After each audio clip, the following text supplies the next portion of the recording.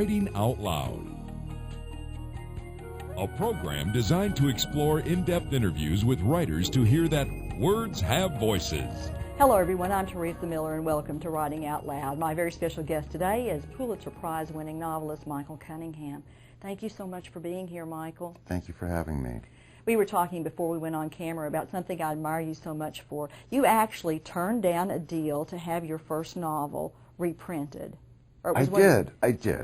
My first novel was very much a journeyman effort. I was 29 and had determined that I would finish a novel before I turned 30, which gave me about 3 months to write it, and I kind of cranked it out. And I never felt good about it. I never felt right about it. I was happy that it got published, but it didn't feel like the best book I could write. And I thought, okay, there are so many books out there, really good books, vying for readers' attention. Let's pull this one out of the pile. Let's just let this one be practice for me and not try to compete for readers' attention. There's so many books out there that writers put their whole hearts into. I just felt better pulling this one out. Was it hard for you to let it go at all? Did No, you have it any was a second relief. thoughts? It was a relief. Do you think your reckoning with that book helped make you a better writer ultimately? Oh, I think every book helps make you a better writer ultimately. I mean, I think part of what we are doing when we write novels is learning how to write novels by writing them. And ideally, in the course of your career, you write a better book, and then a better book, and then a better book, and each one has sort of taught you a little more about the craft of novel writing until, well, according to this model, by the age of 85, you write your magnum opus and then die in your sleep. And I know it doesn't always work quite that way, but that's the idea. But you're getting a lot of the accolades before you die in your sleep, so that's pretty good too. So far, I've been very lucky. Yes, so thank far, you. well, it's hard-earned luck. In your book, At Home at the End of the World, you have a character, Bobby, who's not always the most articulate person in the whole wide world. You're known for your great command of the language. Is it hard for you to identify, to empathize with somebody who's not as artful with words as you are? It was a challenge, certainly, but I gave the character of Bobby this very rich inner life, and I hoped that we would get some sense of his particular humanity from the contrast between what he sees and feels and the relatively little that he's able to express. Because after all, as a novelist, you're trying to write about everybody in the world, and not everybody is able to speak in iambic pentameter. What about those people? They have their place in our books too. Yeah, well, Zora Neale Hurston did that so well in Their Eyes Were Watching God. Absolutely. Did a brilliant job of capturing both levels of language, which you do in A Home at the End of the World. In A Home at the End of the World, you introduce us to a different kind of family, a non-traditional family. Do you think stories can affect social change?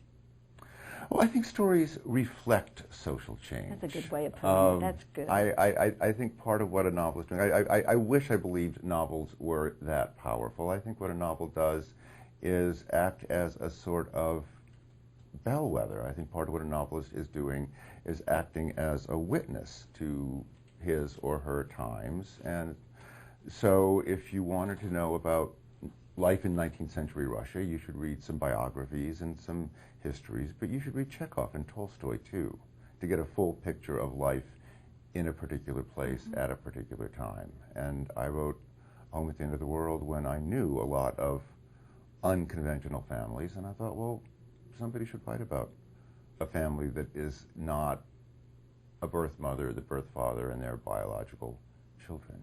How hard is it to balance message and story?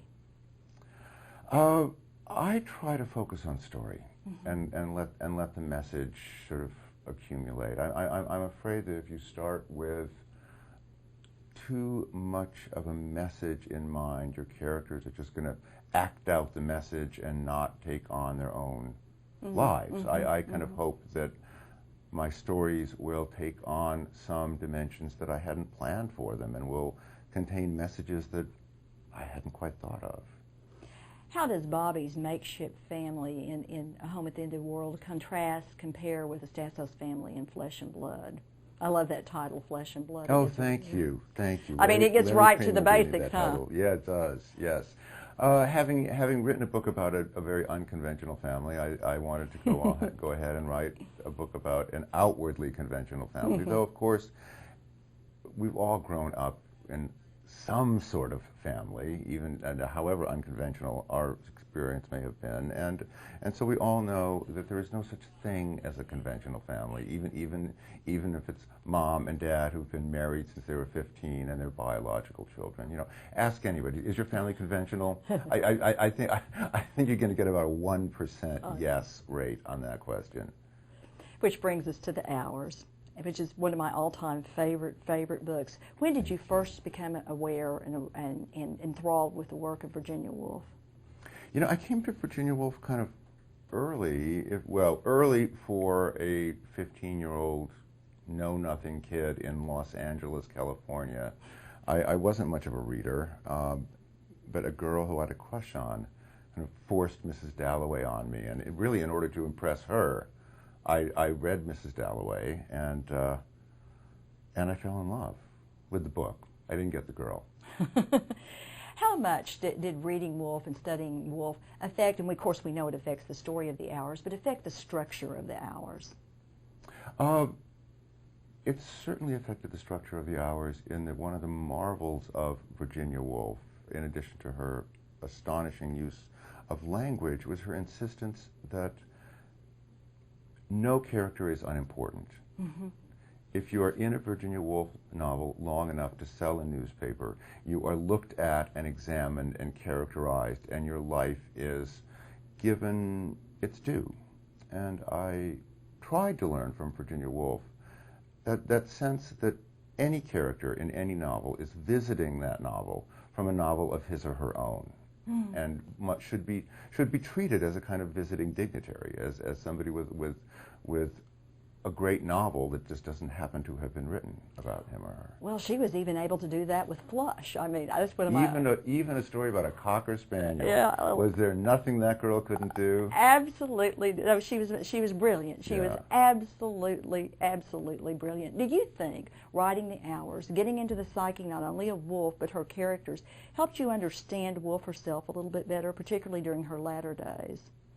Yeah, I think so. I mean, I became deeply intimate with the life of Virginia Woolf. And of course, everybody, living or dead, is to some degree unknowable. Virginia Woolf remains something of a mystery to me. But I learned a great deal about her, and one of the things that was so revelatory to me and poignant about her was her conviction that as a writer, she was a sort of second-class citizen, and a failure as a woman because she hadn't had children. Yes. She thought of herself as a sort of sad, spinsterish figure, and deeply envied her sister Vanessa, who had gaggles of kids and animals and all of the trappings of what women are traditionally expected to engender. How did you first learn you won the Pulitzer Prize?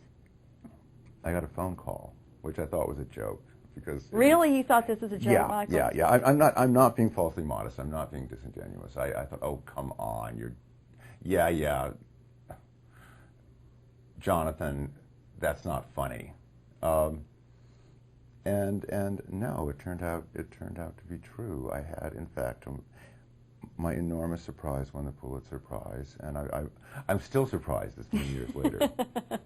We had one writer on who was Geraldine Brooks, who said that her son referred to it as the Pulitzer Surprise. so it sounds like Yes. you got a Pulitzer Surprise. I got a big old Pulitzer yourself. Surprise. And then you went. The movie was just lovely. Wasn't it lovely? I was really pleased with what they did with it. How involved were you with the film? Well, I did not write the screenplay. That was David Hare, the brilliant English playwright. But they were very generous about showing me drafts and bringing me to the set and asking my advice. So I would say that I was a kibitzer. What did you think about the casting of Nicole Kidman as Virginia Woolf in the beginning? You know, frankly, everyone was a little bit doubtful about Nicole That's why I was at the asking. beginning. This was early in her career. She'd done a Batman movie. She was the wife of that famous actor who shall remain nameless. And when I told people that Nicole was going to play Virginia Woolf, everyone kind of rolled their eyes and said, "Oh, well, that's Hollywood for you, isn't it?" So to see Nicole really step up and deliver a brilliant performance was all the more remarkable and moving. Did you work with her at all on that? Oh, we talked. We talked about Woolf. She worked a great deal. She tells a really kind of lovely story about working with the costume designer, Anne Roth. And Nick told me that she had her little house dress on and that Anne had made for her. And she was rolling a cigarette. Virginia Woolf rolled her own cigarettes. And Nicole found a little hanky in the pocket of this dress that Anne had put there. And this is utterly mysterious, of course, but she said something about rolling that cigarette and finding a hanky in the pocket of her modest house dress took her to Virginia Woolf. She suddenly physically inhabited that person in a way that she hadn't been able to until then. Isn't that fascinating? Yeah, it's a mystery, the inhabiting of a character, whether you're a writer or an actor. Oh, you know, exactly. And you did co-write the screenplay for Evening. And after the film came out, Natasha Richardson, one of the stars, said that she went, and this takes on all kinds of meaning now, came to you and wanted you to write a scene between her mother and the actress Vanessa Redgrave. Yes, she did, and I did do that. Yes. Yeah, it was tricky because her mother is essentially comatose. But yes, I because I loved Natasha, I said sure, I'll write a scene for you, and did. And I thought that was an amazing scene in the film. Well, it was so great to see the two of them act together, especially, of course, we couldn't have known at the time, especially given Natasha died so tragically not long after. That was their one screen appearance together. It was incredible. Your new book, your new novel is By Nightfall. Yes. Great book. How would you describe it to people who haven't read it before? I would well, no say, one's read it yet because it's not out yet. That would be just about everybody. Yeah, except me, and a few people and all your fans. And by the way, the reviews of it are wonderful. Oh, knock wood, so far. I don't read them, but I hear they're good. They're excellent. Thank you. Thank you for telling me that.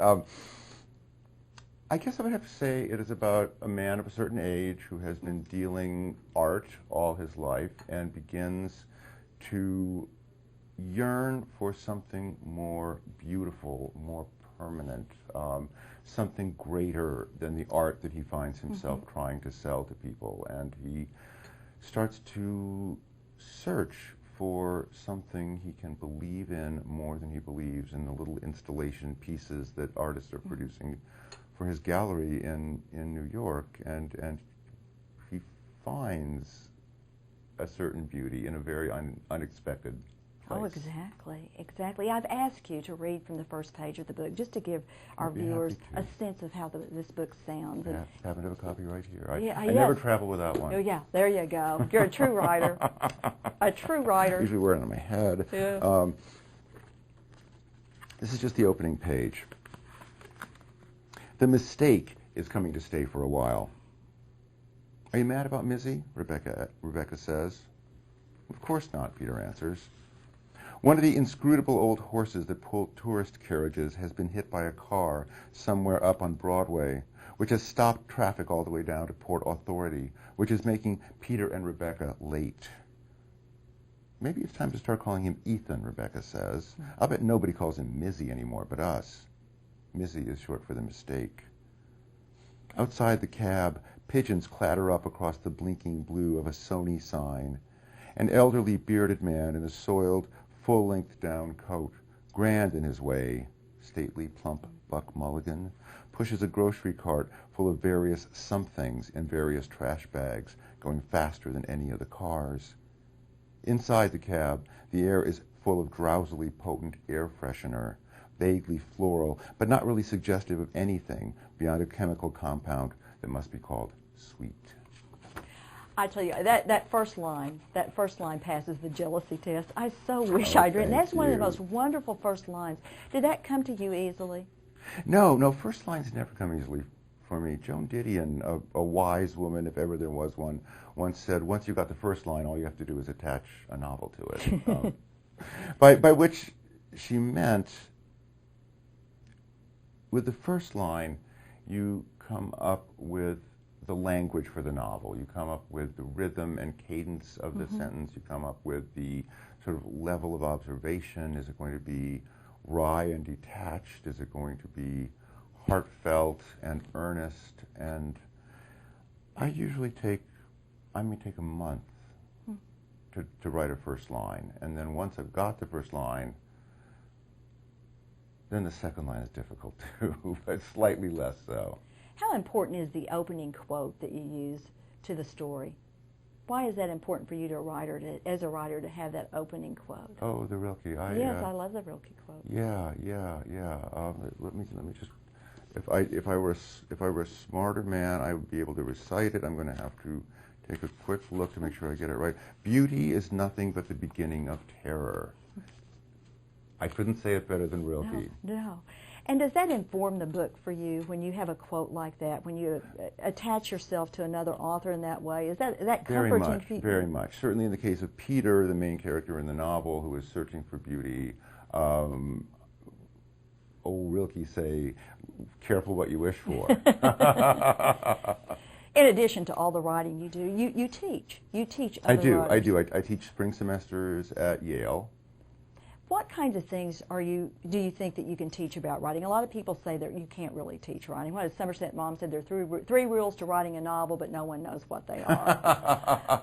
So what do you tell students? What do you look to? You know, I try to help my students find their own voices. I try to help them unlearn what they may have been taught and to really strike out on their own and do something brand new and unprecedented. You know, on the surface that sounds so easy, finding your own voice, but it really isn't. It's very complicated. It is so not easy. It takes a lot of writers years, but that's what I'm really after with my students is to have them write and rewrite and rewrite a line until it starts to sing in a way that feels fresh and unfamiliar. I'll spend weeks with a student on a line. Do you remember when you felt as a writer that you had first found your voice? Well, I'm not sure if I found my voice yet, but yeah. There was a point when I was in graduate school when I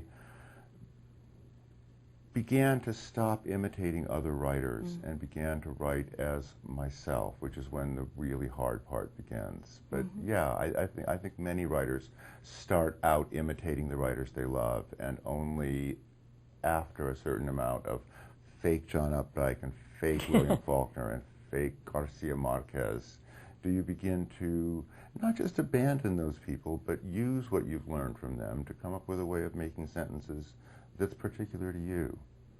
Yeah, in other words, they become the quote at the beginning of the book and not the book itself.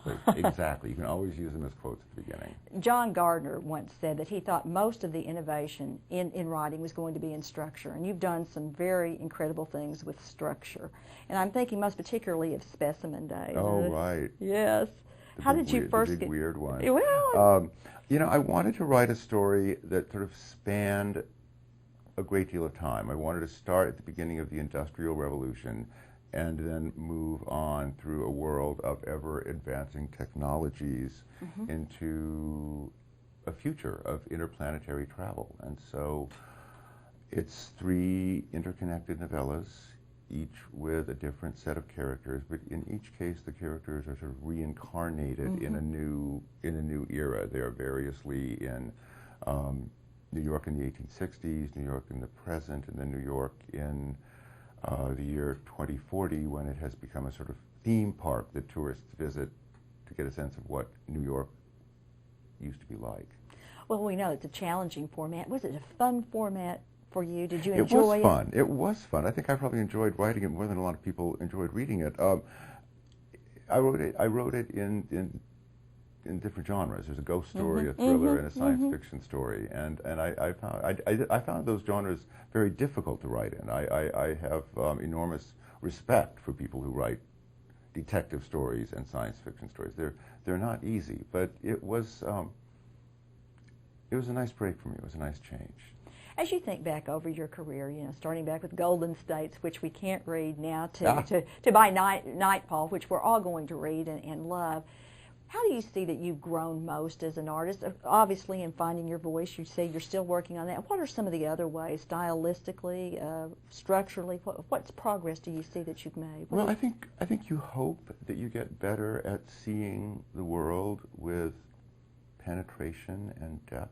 You get better, you hope, at depicting your characters' inner contradictions. You get closer and closer to what I will call their souls.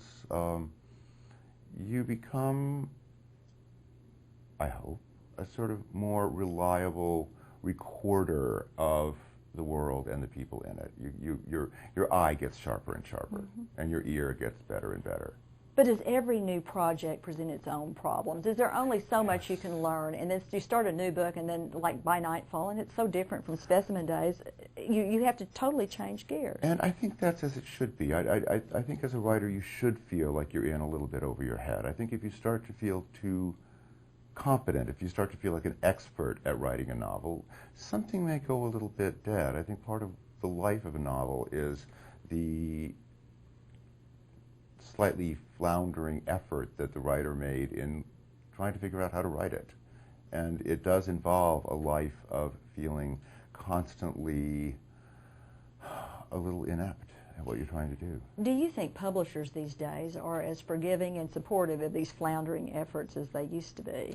I am sorry to say no. My publisher is Jonathan Glossy at Farrar, Straus & Giroux, who is marvelous. But no, I worry about younger writers today. It was easier to get a sort of interesting, flawed novel published 30 years ago when I started than it would be today. And there was also some mentoring involved. I mean, I published my first novel when I was 28, but I had a lot of help. I mean, my editor was very engaged, my agents were very engaged, and I'm told now that young writers don't get that. No, I mean, it needs to be ready to... so much. No, I think that, which is I think one of the points of the oft-derided MFA programs, that in an MFA program, a 2-year graduate writing program, you get some of the attention that writers used to get from editors and agents. Somebody who will sit down with you, it could be me or it could be any number of other writers who teach, and really goes through what you're doing and says, no, try it this way, try it that way.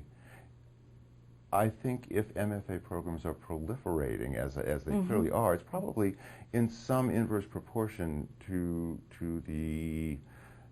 the dearth of help that people can expect to get from publishing houses. Well, I think that's well put. I want to ask you, though, Michael, because every teacher runs into this. You get someone who's in your class, and they've gone through all the guidelines and everything, but they get into the class, they turn in writing, but you see that this just isn't going to happen for that person. What do you do?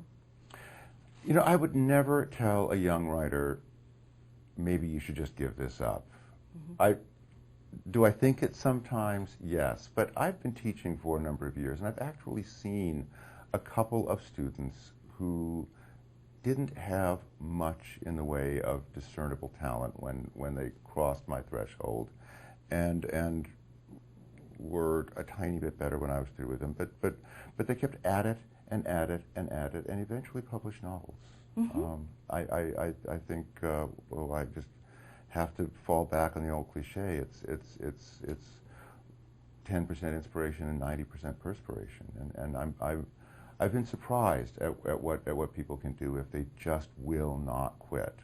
Most people quit before they get anywhere. I'm reminded of that famous Flannery O'Connor line that's about academic programs. Do academic programs discourage writers? And she said, not enough of them. Not enough of them. She did.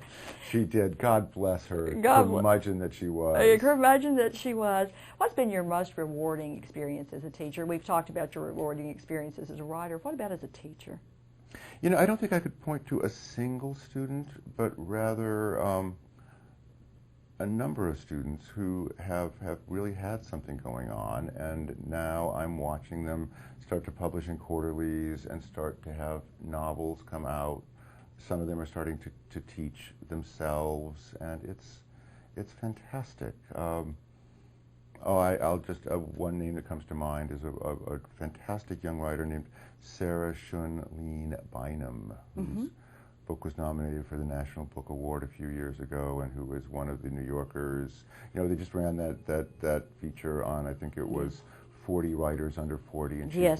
she's one of them, and she came into my class as an undergraduate at Barnard and showed me some sort of fragments, and I thought, well, these are kind of good. And now she's a fully grown, important writer.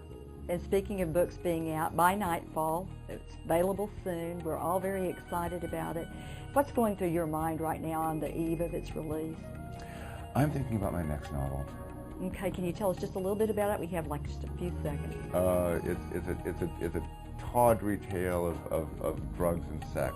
Oh, great! I love Don't it. you think it's time for one of those? It's time. It's overdue. Yeah, and if I anybody think can, so too. and if anybody can do it justice, you're the one. Thank you. And thank all of you for joining us on Writing Out Loud.